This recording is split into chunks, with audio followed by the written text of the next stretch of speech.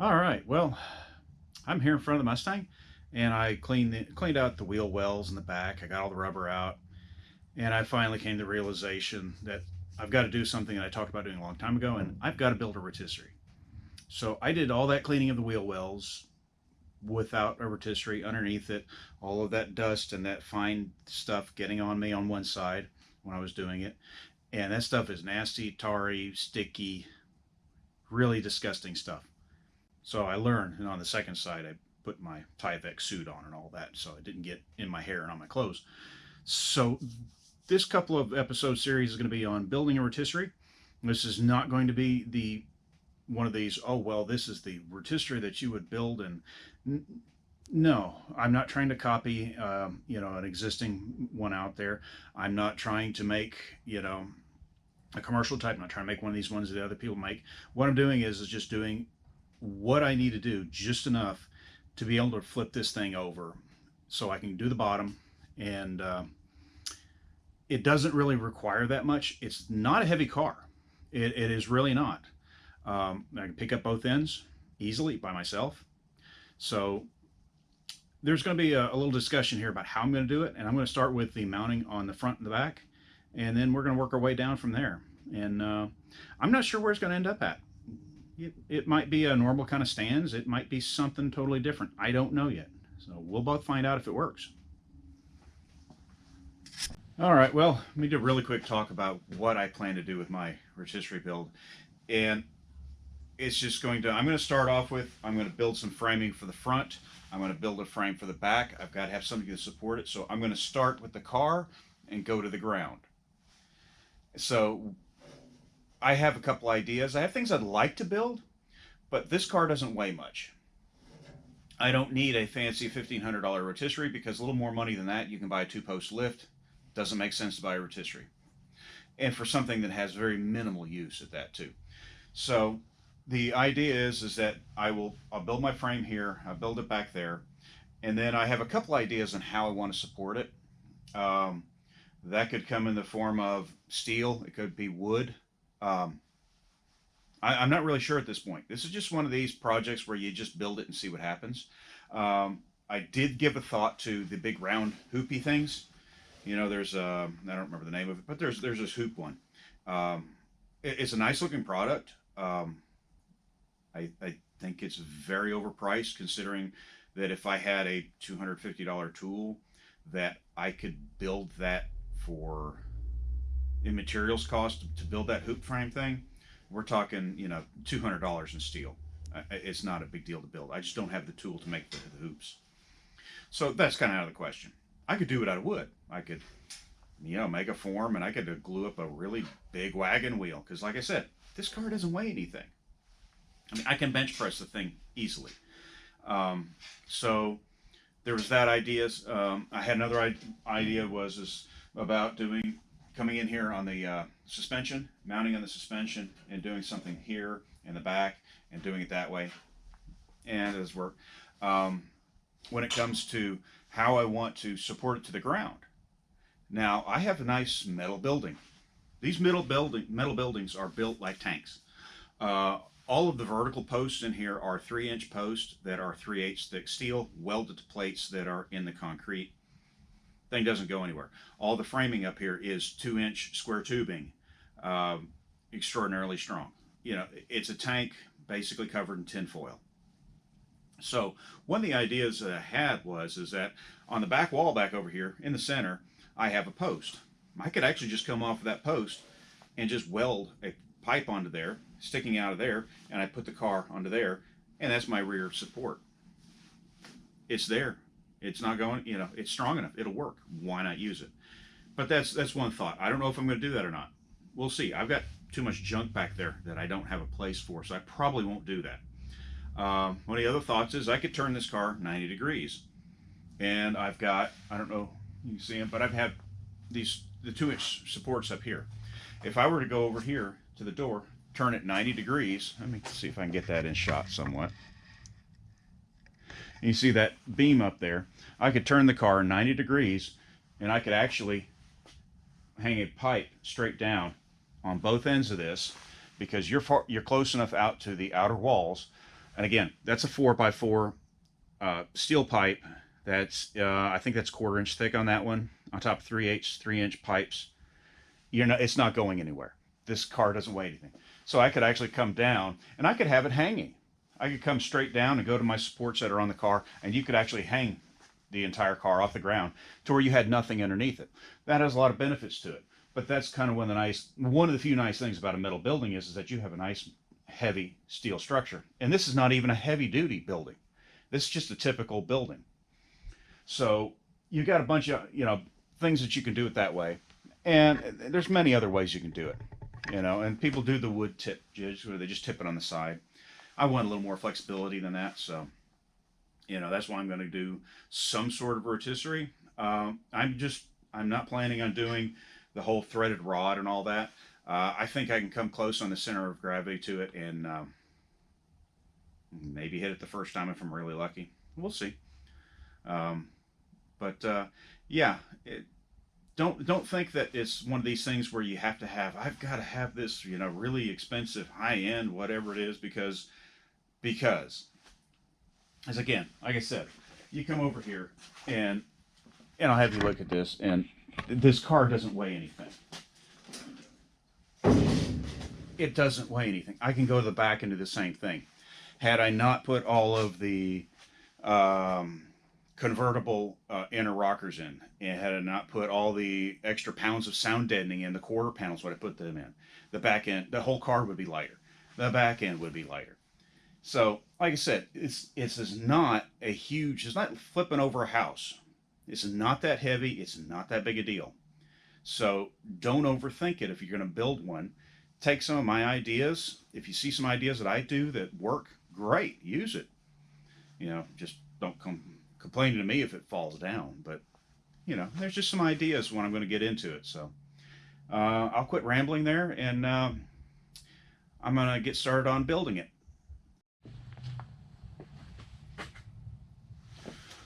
You get a little short. Okay, so I'm going to start off with getting some square tubing. And basically, I'm going to do a square tubing attached to here and across over here. And then we will build up off of that to get our pivot point, which would be in the ballpark of somewhere in this area. So let me get that mocked up and we'll see what it looks like. Okay, well, I've got these clamped into place. So what I will do is I will drill 2 holes here, and I'll use the existing bumper brackets. This piece is just going to weld right on top. Obviously, that's not tight. But this piece will weld on top, and then when we come over here, I will build something attached to here that will extend that up. But that's all it is. It's that simple. Just a U. You don't have to do this kind of thing and weld it. Why? Why spend the effort on it? Just overlap it like that. You joint here, joint here, joint here, joint here. Done. Easy. Don't have to cut the ends off. A lot quicker that way. And then if you do decide later on to take this apart, you can cut your welds, take it apart, reuse it for something else easily. Okay, now this is one of my side pieces here. This is going to stick out past the frame. This line right here is going to be my first hole. I made 4 inches past the end of the frame, so this makes this roughly 7 3/4. Now I'm not going to measure the second hole, because why? Easier way to measure the second hole is just to take an existing bumper bracket, put your first hole in, and then come back and mark your second hole. Don't measure if you don't have to. So I will get this one made, the other one made, set them back into place, and then we'll talk about welding that piece in. Alright, well at this point I've got it bolted on. That was interesting because my drill press decided to shred its belts. It seems they only last for 20-something years before they fall apart. Went to start sanding all this stuff here, and it's decided my hose reel that used to be up there is no longer up there anymore because it decided to leak like a sieve. So things are just falling apart today, but there we've got that brace on there, and we've just got a little gap in there. A little bit of a gap, so I'm going to weld that on there, and then I'm going to turn my attention to the back and get that one going. And then once those are both on there, then I'll figure out how I want to do this. It may be a piece coming up and some braces like that, and something in the middle here to be the pivot. So yeah, I'll get this welded on. We'll go to the back and we'll start working on the back. Okay, well, I am welded on here now. And what a pleasure it is to weld on steel that's more than paper thin. Yeah, that was not quite as pretty, but you know, it'll get the job done. But yeah, we're welded on there. So next we're going to do something up here when we get to that. So for right now, oh yeah, that's my belt. That's my drill press belt. It decided to shred out. And oh yeah, these numbers on here, these have no relation to the size of the belt, because these are, when you measure them, they're not what these numbers say. So yeah. So when we come around to the back, I'm going to do essentially the same thing. I'm going to take down here, and I'm going to make a steel plate to go here, bolt in, and then I'm going to take some square tubing, weld that onto here. This will stick out, and I'll have a beam going across here at the back as well. So I'll get some pieces hacked out there, get that cut up, put together, and we'll do some welding at the back here next.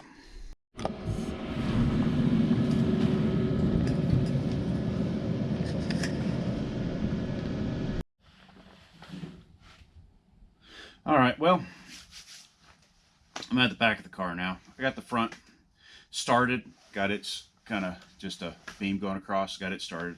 So I'm going to come back here, do the same thing. Now back here, you can do this with wood if you want. You can put a block of wood on here, you know, bolt it through here. And I wouldn't do a 2x4 flat against here. I would do a block here, space it out, put a 2x4 on top, so you'd have, you know, I wouldn't want to put anything against, right up against here. So I'd put it here, run across. So you could do this with wood if you want to. And many people have done it with wood. So since I'm doing it with the square tubing that I have, I'm going to do it kind of like the front. So I'm going to take a piece of steel. This is, it's fairly thick for, I mean, for a car, it's really thick. It's over an 1/8 inch thick. I don't know what gauge it is, so I have to measure it. But essentially, I'll just cut some square pieces out here. So cut some pieces out. Now, I don't want to go too far past here, because you can see there is a dip here. Well, you could if I got you closer. And now in here, there's obviously this here. This is not, this is goofy, so it is what it is. I don't really know what it's supposed to be, but I don't want to mess with any of that back there. So I just want to make my piece a little bit bigger than that, a little bit bigger than that. I don't want to go too far past this hole here, because you've got a little ridge here. Going down doesn't really matter. So I'm just going to take and cut a plate to go on here. And then once that plate is cut, I will take a piece, I'll drill those holes so I know where to go. And then I'll put the piece of square tubing on, just like this. And I'll have it stick out probably, well, it'll be longer than that, but about that to where my cross tube would be about here anyway. Because I'll extend this out past and then put my tube on top of it. So that's pretty simple. And I already wrote my size. I think that's still the size I'm going to make it. It's 3.5 by 6. I'm pretty sure that's what I'm going to make it. So let's go cut.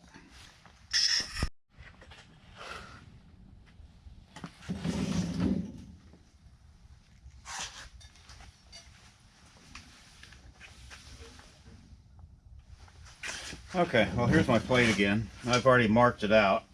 So it's going to sit up in here kind of like this. And I'm going to go ahead and kind of hold it in place.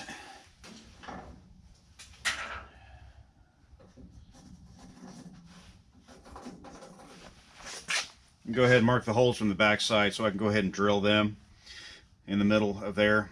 And then I'll do the same thing over here. It's easier to drill when it's a big full plate than it is to have a small plate. So drill it now, then cut it. Makes your life a little easier. All right, well, I got my plates made up. Got both of them made up. Got my little square tube pieces. So all I'm going to do now is I will bolt these onto here loosely and set this on here. And I will put probably a tack or two and do the same thing down at the other end. And then I'm going to put another piece right on top. And I'll have to fiddle with it a little bit to get it all lined up the way I want before I weld it, but I think it's going to turn out okay.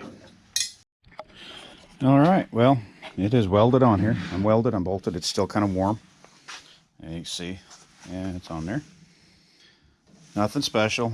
A plate, a tube, some bolts, and ooh, that's really warm. Yeah, welded together. And it's so nice to be able to weld a bead for a change. So we'll see if it's strong enough to pick the car up, which I'm pretty sure it is. Yeah, see? Car doesn't weigh anything. It's really light. Piece of cake. So next step, I'm gonna move this over here. The next step is to figure out where our pivot needs to be. And I've seen a lot of other people, it's in this ballpark. It's in the ballpark up in here. So I'm thinking I may attach something to here and do a test with it and support it off to something else before I make legs. So we'll see what happens here. All right, well, I hate the casters on this thing. This is the second set, and they last about a week. Anyway, I talked about when I put this on, I said, well, you know, I might have to flip it upside down. I had to flip it upside down. The more I looked at it, I started looking at the body of the car, where the weight is, where I'm going to be adding weight, and the bottom is going to get heavier over time as I work on it, probably quite a bit. So I flipped this upside down, and this is the first one I built this all off camera because this was just, I didn't know what I was going to do. It's kind of, I had to prototype a few things, but this is kind of the idea. Now, ignore this out here. It will not be mounted to this flange. That's too far of a distance on this, and that's just not the way you do that. It's just not going to hold it. But I flipped this upside down, and unfortunately, it didn't line up. So I had to cut the edge off of up here, cut it off, and I had to take the die grinder and just make those holes really ovaled. But I got it back on here. I did work on getting this level, and I don't know, let me see if this comes back on again. I'm within 0.1 degrees of being level, and I want this as level as possible. That just makes this easier to spin and easier to mess with in the future. So I'm happy with that. That's really good. I ended up with, this plate is not mounted directly to the panel because whose is flat. Every car has been run into, everyone's been bent. So I didn't want to put it against there. So I've got 2 washers on the bottom, 3 washers on the top, 1/2-inch washers. And it just worked out that close. So hey, that's awesome. But anyway, this is going to be the height adjustment here, or the adjustment for balancing the car. Now this is just sitting on here. This is not finished. I will finish this one off. I will do the front one, and I'll show you how I did the front one and explain how this all works. But essentially, you can see at this point, if the nuts are not tight, it actually works.